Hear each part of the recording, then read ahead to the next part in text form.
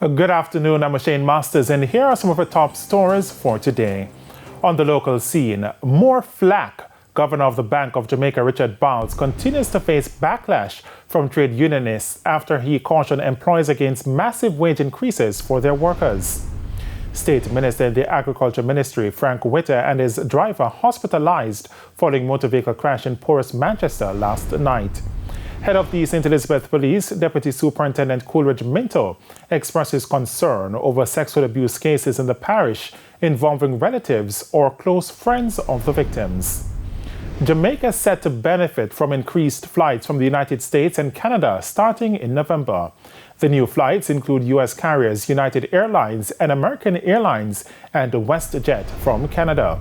News now from the region. The National Hurricane Center has highlighted a new area of interest in the northwestern Caribbean Sea late Wednesday, and already the odds of development are quickly ramping up.